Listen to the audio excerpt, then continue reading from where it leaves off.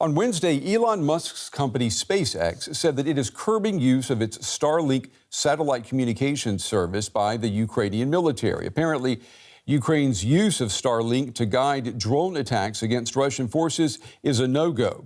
The question is, why now? SpaceX sent thousands of Starlink terminals to Ukraine last year to provide internet communication. Now the company is saying that Starlink was, quote, never meant to be weaponized, and it's taken steps to limit its use with drones.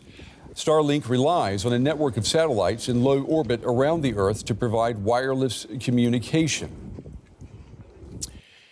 Well, the Ukrainian government in Kyiv has condemned the decision by SpaceX, accusing the company of ignoring Ukraine's right to self-defense. For more now, I'm joined from Kharkiv in Ukraine by Dmytro Zhlutenko. He's founder of the Ukrainian military charity Zygaz-Pol, which supplies drones and other high-tech equipment to the Ukrainian military. Dmytro, it's good to have you with us tonight. I want to pull up something that your organization posted on Twitter earlier today. These are photos showing Starlink terminals and charging stations delivered to Ukrainian soldiers. And you tweeted that the equipment was well received by the boys. Let me ask you, will these soldiers, will they be able to use this equipment the way they want to now that SpaceX has announced plans to limit and maybe even block access? All right, thrilled to be here, and I'm actually on the mission to deliver some of these Starlinks to the front lines in Donetsk region now, and I'm just having an overnight stop here in Kharkiv. So tomorrow I'll be downrange and I'll be setting up those Starlinks, and they will be able to work correctly as intended, as supposed to be, as it was before. Given that the statement by the SpaceX president it was only referring to putting Starlinks into unmanned aerial vehicles, to mount Starlink into them to control those drones from Starlink, having Starlink as a communication for the control plane. Mm-hmm. But it has nothing to do with all of the other use cases, such as communication, such as streaming the data from the drone, like live streams, etc. So they have no problem with that, I suppose. Well, I mean, what have you heard? Have you heard any reaction from soldiers? Because it is true what you're saying. They'll still be able to use Starlink for communications, but Starlink has said explicitly the technology cannot be used to launch any attacks against another power, against Russia. So that means they can't use Starlink to coordinate their drones for any type of offensive act against Russia. Mm-hmm. So I think a few important things to highlight here is we just got to start with Ukraine is defending itself, and according to any international law, Ukraine is free to strike any target in Ukraine for the purposes of defending our country. So Ukraine only uses Starlink in defense purposes. Whatever that action would be, it would be in defense purposes. And who is the real aggressor here is only Russia, who is, if Russia withdraw their troops, the war would be over.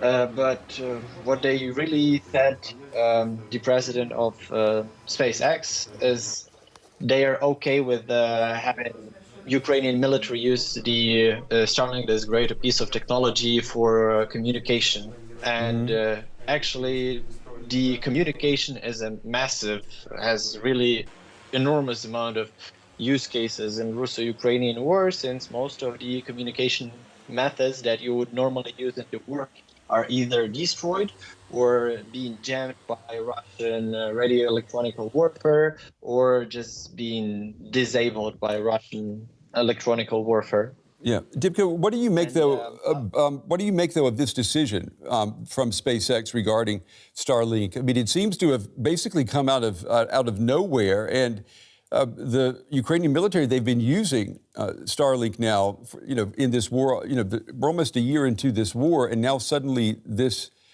announcement.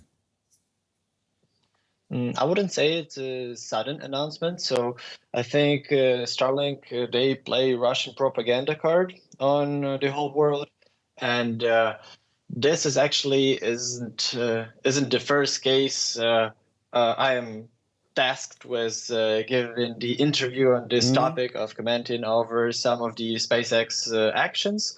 It was very huge in October, I think, when Right. Elon Musk said he's not into funding Starlink for Ukraine because this is so expensive, etc., which was not the case at the time. And I think this exact case is very related to what head of Russian delegation to United Nations said on 31st of January this year.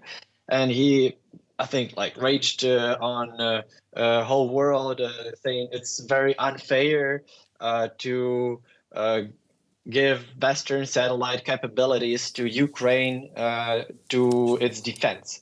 He says it's unfair that Ukraine is able to defend itself, but in his mind, it's absolutely fair to launch an offensive into Ukraine, kill our people, rape our people, destroy our cities, etc. Dimko, let me ask you this. So do you trust Elon Musk? Do you trust SpaceX? I mean, this change, it does not help the Ukrainian military. Absolutely, it wouldn't be of any help, but so far they are covering a very specific use case. And as long as they are not tackling the main communication channels from Starlink, it's not that bad. But obviously, the company itself, they made a lot of public statements that are literally Russian propaganda. And Elon Musk has a long history of being pretty much affiliated with exactly Russian propaganda. Yeah, that's so I wouldn't say that I trust him or the company itself, but at the same time, the technology is crucial. Okay. But in our case, I think that it would be painful, very painful to lose it, but Ukrainians would figure everything out anyway. With or without Starlinks, Ukraine is determined to win, and this is the only option.